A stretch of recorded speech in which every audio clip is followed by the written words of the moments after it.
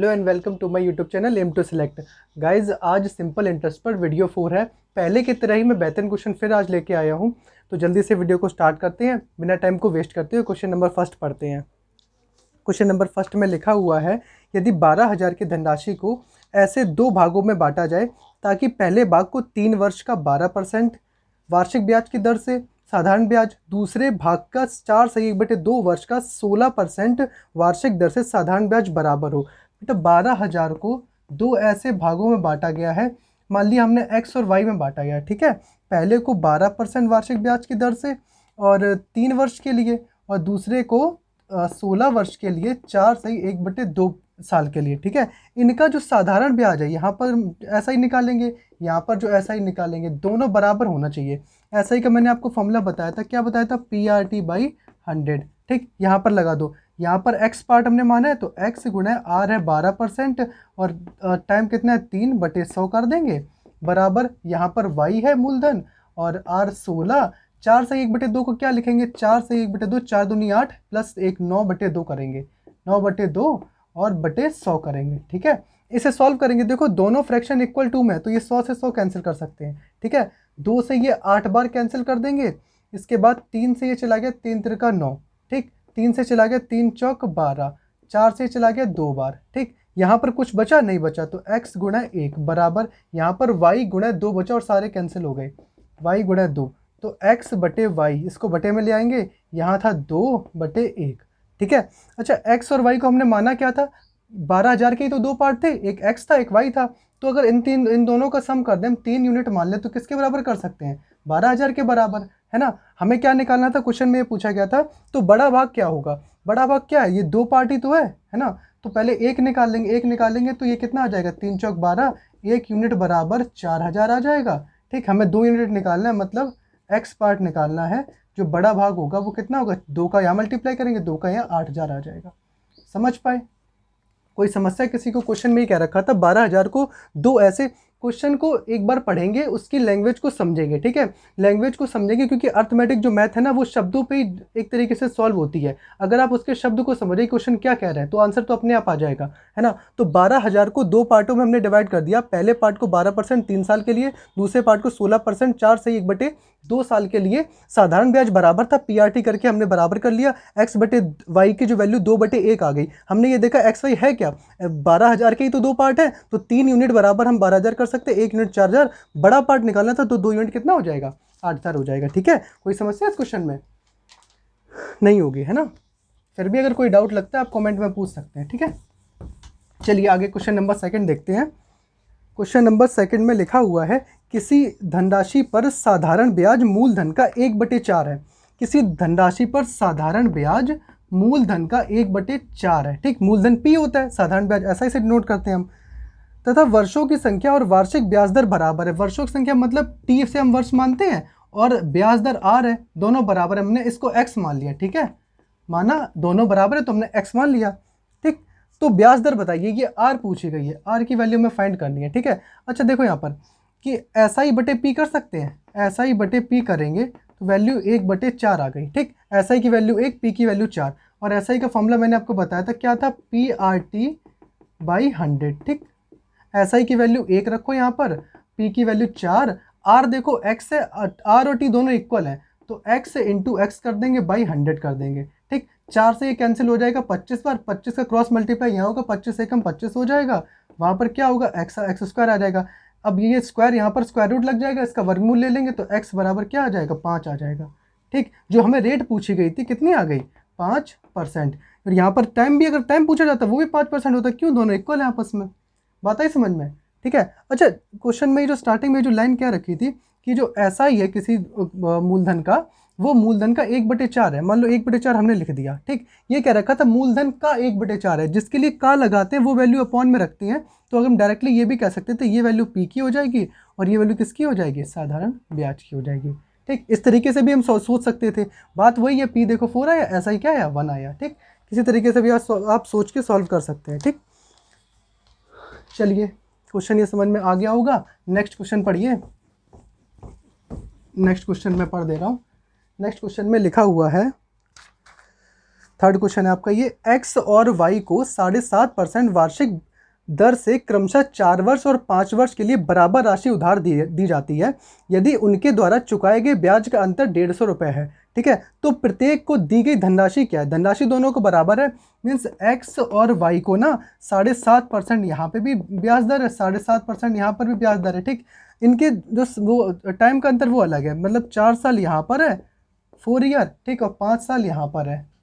ठीक है, इसके बाद ये समझना ये क्या रखा है कि इसमें जो ऐसा ही आएगा, ठीक, इसमें जो ऐसा ही आएगा, है ना, उसका जो डिफरेंस होगा, अंतर होगा, वो कितना दे रखा है? 150 रुपये दे रखा है।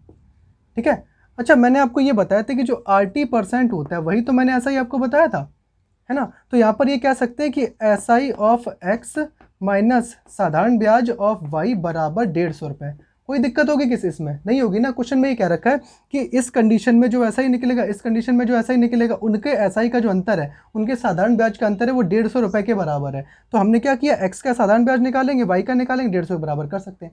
अच्छा एक बात समझना ध्यान से कि जब दो वैल्यू माइनस कर रहे होते हैं तो वो प्लस कब आती है? जब बड़े से आप छोटे को माइनस करोगे तभी तो प्लस आएगा। मैं आपसे कह दूं कि 100 में से 80 माइनस करो तभी तो 20 प्लस का आएगा, है ना। अगर यहाँ पर 80 में से 100 माइनस करोगे तो -20 आ जाएगा। ठीक, तो ये वैल्यू बड़ी होनी चाहिए। अब आप ये देखो कि इन दोनों में से कौन सी वैल्यू बड़ी है। 7.5 यहाँ भी है, 7.5 यहाँ भी है, 5 यहाँ मल्टीप्लाई होगा तो ये वैल्यू बड़ी हो जाएगी, यहाँ 4 है। ठीक, तो देखो यहाँ पर RT% यहाँ भी होगा माइनस RT% यहाँ भी होगा, 150 के बराबर कर देंगे। ये RT% हम किसका ले लेंगे? यहाँ पे Y कर दे रहे हैं, पता है क्यों? क्योंकि Y वैल्यू यहाँ पर बड़ी है, बड़े से छोटा घटाएंगे तभी यहाँ प्लस आएगा। ठीक, तो यहाँ पर क्या करोगे, 7.5 रेट दे रखा है, टाइम 5 साल है, माइनस % यहाँ लगा देंगे। ठीक है, इसके बाद 7.5 यहाँ भी है और टाइम कितना दे रखा है, 4 साल बराबर 150। दोनों को मल्टीप्लाई करके माइनस मत करना, मल्टीप्लाई करके माइनस नहीं करना है। देखो मैं बता रहा हूँ कैसे करना है। ये हो जाएगा 4% बराबर 150। ठीक, 7.5 यहाँ पर आप कॉमन ले लो, 7.5 जैसे ही आप कॉमन लेंगे तो यहाँ बचेगा 5 माइनस 4%, यहाँ 4 बचेगा बराबर 150।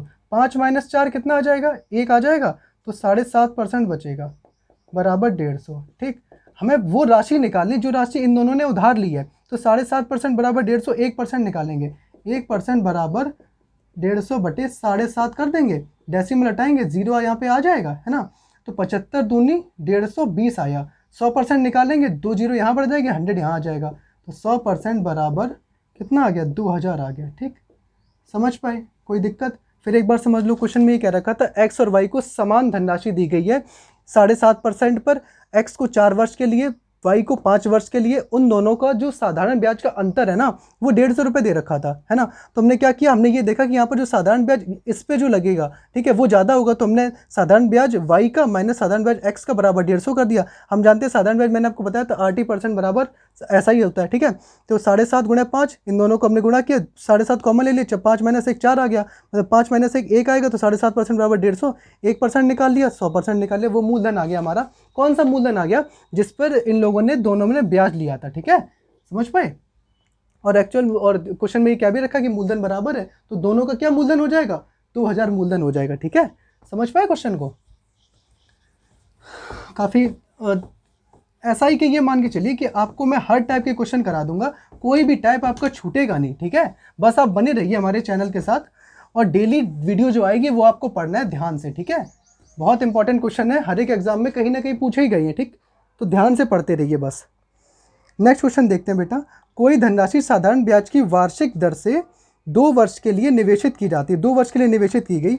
यदि ब्याज दर 3% बढ़ा दी जाए, ब्याज दर को 3% बढ़ा दिया जाए तो ब्याज 72 रुपये बढ़ जाता है। देखो 2 वर्ष के लिए 3% बढ़ा दी जाती है, तो जो ब्याज जो है ना, जो ऐसा ही है, वो कितना इंक्रीमेंट हो जाता है, 72 रुपये इंक्रीमेंट हो जाता है। अच्छा देखो, 1 साल के लिए जो ब्याज दर होगा वो 3%, 2 साल के लिए कितना हो जाएगा, 6% हो जाएगा। 6% इंक्रीमेंट होगा परसेंट में, और रुपए में 72 है। क्या दोनों को आपस में बराबर कर सकते हैं? हाँ बराबर कर सकते हैं भाई। 3% 1 साल के लिए बढ़ा, मैंने आपको बताया तो जो RT% होता है वही तो हमारा ऐसा ही होता है ना। तो 3% जो बढ़ी है रेट, है ना, 2 साल के लिए, तो 6% जो बढ़ेगा 2 साल के लिए टोटल, रुपए में 72 है, तो इन दोनों को इक्वल कर सकते हैं। 6 से काट दो, 6 कम से 6 दूनी 12। ठीक, तो 1% बराबर कितना आ गया, 12 आ गया। 100% बराबर 1200 आ जाएगा। कोई समस्या है इसमें? फिर एक बार समझ लो, ये क्या रखा था कि अगर ब्याज की दर 3% 2 साल के लिए बढ़ा दी जाए, मैंने आपको बताया था जो RT% है ये बढ़ाई जा रही है ना, तो 1 साल के लिए 3%, 2 साल के लिए 6% बढ़ा दी गई, और रुपए में दे रखा है कि रुपए में 72 बढ़ जाएगा, तो परसेंट और ये रुपए में है तो दोनों चीज़ इक्वल ही, तो दोनों को इक्वल कर लिया, 1% निकाल लिया, यहाँ से हमने वो राशि निकाल ली जो क्वेश्चन में पूछी गई थी। ठीक है, कोई दिक्कत किसी को? बस ये होनी तो नहीं चाहिए, अगर होती है तब भी कमेंट में आप पूछ सकते हैं। ठीक, बस ध्यान से पढ़ते रहिए। क्वेश्चन नंबर नेक्स्ट पे जाते हैं। ए ने बी को 5,000 रुपये 2 वर्ष के लिए तथा सी को 3,000 रुपये 4 वर्ष के लिए दिए हैं, सॉरी। ए ने बी को 5,000 रुपये 2 वर्ष के लिए, 5,000 रुपये 2 वर्ष के लिए दिए हैं, और बी को, ठीक है, और ए ने सी को दिए हैं, कितने रुपए दिए हैं? 3,000 रुपये 4 वर्ष के लिए, 4 साल के लिए। ठीक, ये क्वेश्चन में कहा गया है। आगे दे रखा है समान साधारण ब्याज की दर पर उधार दिए गए उसे दोनों से ब्याज के रूप में कुल 2,200 प्राप्त होता है। इन दोनों से जो से ब्याज प्राप्त हो रहा है, टोटल जो ऐसा से प्राप्त हो रहा है, कितना हो रहा है? 2,200 प्राप्त हो रहा है। ठीक, जो बी से मिलेगा सी से मिलेगा, दोनों का 2,200 प्राप्त हो रहा है।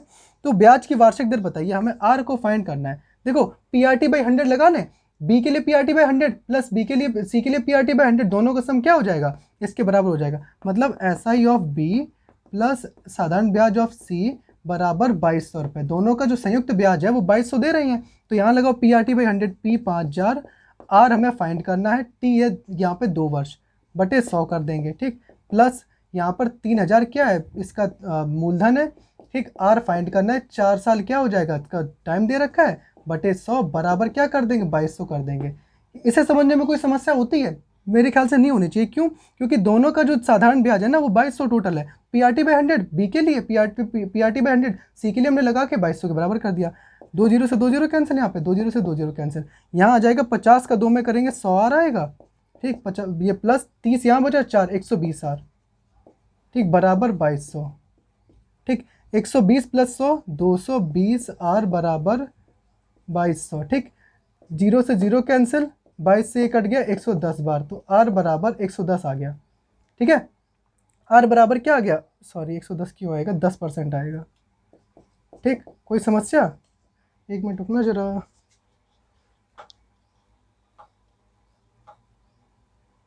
अरे यार लाइट की भी थोड़ी समस्या। ठीक है, चलो, तो आर बराबर क्या आ गया? आर बराबर 10% आ जाएगा आपकी रेट। कोई समस्या किसी को समझने में? ठीक, देखो फिर समझा दे रहा हूँ कि ए ने बी को 5,000 रुपये दिए 2 वर्ष के लिए, सी को दिए 3,000 रुपये 4 वर्ष के लिए। ठीक है, इसके बाद इन दोनों का जो संयुक्त ब्याज ए को मिलेगा वो 2,200 मिल रहा था, तो PRT/100 करके दोनों को सॉल्व करके 2,200 के बराबर कर दिया। आर 10% आ गई। पता है इसका एक और तरीका, बहुत अच्छा तरीका है। देखो मैं कैसे बताता हूँ, समझना ध्यान से, कि 5,000 रुपये 2 साल के लिए है ना, तो एक साल के लिए भी 5,000 ब्याज लगेगा, 2 साल के लिए कितने पर ब्याज उसे देना होगा? जो बी को देना होगा 10,000 के लिए देना होगा, बी को टोटल 10,000 के लिए ब्याज देना होगा। एक साल के लिए 5,000, फिर दूसरे साल के लिए 5,000 रुपये ब्याज देगा, तो 5,000 5,000 10,000 हो गया, मतलब 5,000 गुणा 2 कर दिया बी के लिए। ठीक, अब ये तो हो गया बी को 10,000 रुपये ब्याज देना है। सी को कितने पर देना है? 3,000 रुपये 4 वर्ष के लिए, मतलब 12,000 रुपये से ब्याज देना होगा। क्या करेंगे? 3,000 गुणा 4। ठीक, तो टोटल बी और सी को कितने पर ब्याज देना है? 22,000 पर ब्याज देना है। समझ पाए? और टोटल जो ऐसा ही हमारा क्वेश्चन में दे रखा है 2,200 दे रखा है। समझना बहुत ध्यान से। अगर हम ये निकाल लें, देखो ये अगर टोटल धन है तो मतलब ये हम पी कंसीडर करेंगे, और ये ऐसा ही है हमारा। अगर हम ये निकाल लें कि जो ऐसा ही है वो मूलधन का कितना % है, वही तो रेट निकलेगी। देखो अगर हम आर निकाल लें, जो ऐसा ही हमारा है वो पी पर कितना % है, ऐसे तो निकालते हैं ऐसा ही बटे पी गुणा 100। रखो ऐसा ही 2,200 बटे 22,000 गुणा 100 कर देंगे। 0 से 0, 0 से 0, ये 0 से ये 0 खत्म, 22 से 10 बार कट गया। देखो आर बराबर क्या आ गया? 10% आ गई। था सिंपल ही। समझ पाए? फिर एक बार समझो कि बी को जैसे 2 साल के लिए देना है तो 1 साल के लिए 5,000 रुपये ब्याज लगेगा, फिर दूसरे साल के लिए तो 5,000 रुपये लगेगा, तो टोटल 10,000 के लिए से देना होगा। ठीक, तो सी को 4 साल के लिए देना है 3,000 पर, तो 3 चौक 12,000 रुपये देना होगा। टोटल जो धन निकलेगा, जो टोटल मूलधन निकलेगा 22,000 निकलेगा। इसी पे तो ब्याज लगेगा, है ना, 22,000 पर ब्याज लगा। और क्वेश्चन में ये कह रखा था कि साधारण ब्याज 2,200 है टोटल। ठीक, तो हमने ये निकाला कि ये साधारण ब्याज इस मूलधन का कितना % है। ठीक है, % निकालिए, साधारण ब्याज बटे मूलधन गुणा 100 करके निकालिए, 10% आ गया। इतना लंबा भी हमें करने की जरूरत नहीं है। वैसे ये अगर देखा जाए तो कॉन्सेप्ट है। ठीक, ये कॉन्सेप्ट है, ये भी समझना इस वजह से इंपॉर्टेंट है कि बाई चांस आप अगर एग्जाम में ये भूल जाए, ऐसा होता है कि एग्जाम प्रेशर से बहुत सी चीज़ें दिमाग से निकल जाती, नहीं याद रहती हैं, तो आपको ये जरूर याद रहेगा। ठीक, ये भी कोई बहुत ज़्यादा टफ नहीं, ना ज़्यादा इसमें कैलकुलेशन है, बस ये कि ये आपका टाइम बचाएगा, ये थोड़ा टाइम ज़्यादा ले सकता है, ठीक है, लेकिन ये आप भूलेंगे नहीं, इसे भी आप तैयार करें, उसे भी आप तैयार करें, ठीक, जो आपको याद आ जाए उससे सॉल्व कर दें, ठीक है, समझ पे, दोनों ही अच्छे मेथड है। बस आप पढ़ते चलिए, आपके सारे डाउट जो भी मैथ में अर्थमेटिक्स से होंगे ना, मैं सारे कंप्लीट करा दूंगा, बस आप रेगुलरली वीडियो देखते रहिए, जो वीडियो अपलोड डेली होगी वही टाइमिंग आपकी रहेगी, 6 साढ़े 6 बजे तक आपको एक वीडियो डेली प्रोवाइड कर दी जाएगी मैथ्स के टॉपिक रिलेटेड, और जब तक टॉपिक खत्म नहीं होगा तब तक उसी में वीडियो मिलती रहेगी। प्रैक्टिस क्लास भी मैं कराऊंगा, ठीक है, इस बात से आप बेफिक्र रहिए, बस पढ़ते रहिए अच्छे से। देखिए नेक्स्ट क्वेश्चन, कितने वर्षों में 16 सहित 2/3% वार्षिक की दर से किसी धनराशि का साधारण ब्याज मूलधन के बराबर हो जाएगा? ठीक है, साधारण ब्याज मूलधन के बराबर हो जाएगा कितने वर्षों में? ठीक, हमें टाइम फाइंड करना है कि साधारण ब्याज मूलधन के बराबर हो जाए कब, जब रेट दे रखा हो 16 सहित 2/3%। ठीक है, देखो तो ऐसा ही हम जानते हैं क्या होता है, PRT/100 होता है। ठीक, अब यहाँ पर देखो SI और PI हमें जो साधारण ब्याज है और मूलधन बराबर करना है, इसको x मान लो। ठीक है, तो देखो यहाँ पर SI x आ गया, PX आ गया, R की वैल्यू 16 से 2/3% को देखो फ्रैक्शन में हम कन्वर्ट कर रहे, 16 तिया 48, 2 50, 50/3% कर देंगे, यहाँ रखो 50/3। ठीक, इसके बाद PRT, हमें वो T फाइंड करना है, कितने वर्षों में साधारण ब्याज और मूलधन बराबर होगा, बटे 100 कर देंगे। ठीक है, 50 दूनी 100, ठीक, x से x कैंसिल, यहाँ 1 बचेगा, 1 बराबर T 3 दूनी 6, T/6 आ जाएगा, क्रॉस मल्टीप्लाई करोगे 6 गुणा 1 तो T बराबर 6 साल आ जाएगा। कोई समस्या किसी को नहीं होनी चाहिए। फिर समझ लो एक बार, क्वेश्चन में ये कह रखा था कितने साल में किसी धनराशि का साधारण ब्याज मूलधन के बराबर हो जाएगा जब रेट 16 से 2/3% दी गई हो। ठीक है, 16 से 2/3% को हमने 16 × 48 तो 50/3 कर दिया, PRT/100 लगाया, ऐसा ही x रेट की वैल्यू रखी T बाई 100 करके T की वैल्यू कितनी आ गई, 6 साल आ गई। ठीक है, कोई समस्या किसी को? चलो समस्या होगी जरूर पूछेंगे। ठीक है, चलिए नेक्स्ट क्वेश्चन की ओर बढ़ते हैं। नेक्स्ट क्वेश्चन मैं पढ़ दे रहा हूँ, लिखा हुआ है, 2 विभिन्न बैंकों से 500 रुपये पर 2 वर्ष में प्राप्त होने वाला साधारण ब्याजों का अंतर 2.5 रुपये है, तो उनकी ब्याज की वार्षिक दरों का अंतर क्या होगा? देखो, जो मूलधन दे रखा है 500 दे रखा है, ठीक, और टाइम दे रखा है कि 2 साल में जो उनके ब्याजों का अंतर है, मीन्स जो SI का जो डिफरेंस है ना, SI का जो डिफरेंस है वो कितना दे रखा है, 2.5 रुपये दे रखा है। ठीक, तो 2 साल के लिए जो दे रखा है, 2 साल के लिए जो 2.5 रुपये दे रखा है डिफरेंस, हम 1 साल के लिए निकाल लें डिफरेंस, 1 साल के लिए कितना आएगा, 1.25 आ जाएगा। ठीक, अच्छा एक बात ध्यान से समझना कि ये जो 1.25 रुपये जो डिफरेंस आया है, ये किस वजह से आया है, क्योंकि जो उनके ब्याजों में अंतर होगा उसी की वजह से तो आया है। अगर हम ये निकाल लें कि ये जो 1.25 है, ये मूलधन का कितना परसेंट है, तो हमारी रेट निकल आएगी, है ना। तो देखो R बराबर रेट ही पूछी गई है 1.25, हम ये निकाल रहे हैं कि ये जो 1.25 है, या ये जो डिफरेंस है ना साधारण ब्याज का, ये मूलधन का कितना परसेंट है, मूलधन का जितना परसेंट होगा वही हमारी रेट होगी। 100 से 5 बार चला गया, 5 से चला जाएगा 25 बार चला जाएगा। ठीक है, तो डेसिमल के बाद 2 डिजिट आएंगे तो 0.25% आ जाएगा। समझ पाए नहीं समझ पाए? फिर देखो क्वेश्चन में क्या रखा था कि 500 रुपये को 2 साल का जो साधारण ब्याज का जो अंतर है ना वो 2.5 रुपये है, तो 1 साल के लिए कितना निकालेंगे, 1 साल के लिए 1.25 हो जाएगा, तो हम ये देखेंगे कि जो 1.25 है वो 500 का कितना परसेंट है, वही तो हमारा ब्याज का अंतर आ जाएगा। ठीक है, तो वही हमने निकाली, जो 0.25% जो हो जाएगा वही हमारे रेट का डिफरेंस आएगा। अगर नहीं समझ में आए तो फिर देखो, मान के चलो कि मेरे पास 200 रुपये हैं, ठीक, एक को हमने 10% पे दिया है, दूसरे को हमने 8% पे दिया है, तो 200 का 10% कितना आएगा, 20 रुपये आएगा। ठीक, 200 का 10% 20, और 200 का 8% निकालेंगे 16 आएगा, 16 रुपये। ठीक, अब मैंने आपसे ये कह दिया कि 2 साल का जो ब्याज का डिफरेंस है वो 8 रुपये है, समझना बहुत ध्यान से, 2 साल का ब्याज का रुपये में डिफरेंस है 8 है, तो 1 साल का कितना आएगा, 1 साल का कितना आएगा, 4 रुपये आएगा, आया 4 रुपये। ठीक, अब ये देखेंगे जो 4 रुपये आया है, 4 रुपये 200 का कितना परसेंट है, तो 200 का परसेंट निकालो, 4 रुपये बटे 200, जिसका परसेंट निकालते हैं उसे अपॉन में रखते हैं, गुणा 100 करेंगे, 100 दूनी 202 से ये कट गया 2% आया। ये 2% क्या आया, इनके ब्याज का अंतर ही तो है, ये देखो लिखा हुआ है 2% ही तो है यहाँ पर अंतर। ठीक, इन दोनों का 10 और 8 का जो परसेंट का जो अंतर है वो है तो 2% और वैसे भी हमने 2% निकाला है। तो यहाँ पे फिर समझ लेते हैं कि जो 1 साल का ये जो 1.25 जो आएगा ना, ये जो मूलधन का जितना परसेंट होगा वही उनके ब्याजों का अंतर होगा, ब्याज की दरों का अंतर होगा। समझ पाए? ठीक, इस तरीके से सॉल्व करेंगे इस क्वेश्चन को। ठीक है, तो गाइज आज के लिए बस इतना ही रखते हैं। और अगर आप चैनल पे न्यू व्यूवर हो तो चैनल को सब्सक्राइब कर देना और बेल आइकन को प्रेस भी कर देना। डेली आपको वीडियो मिलेगी, मैथ्स से जो भी टॉपिक होंगे मैथ्स के टॉपिक पर मिलेगी, और एक टॉपिक खत्म होने के बाद ही मैं सेकंड स्टार्ट करूंगा। ठीक, बस आप चैनल के साथ बने रहिए। कमेंट में जरूर बताना कि वीडियो कैसे लगी, और वैसे आज साउंड की प्रॉब्लम नहीं आएगी, कमेंट में बताना। ठीक है, तो कल नई वीडियो मिलते हैं। Good bye.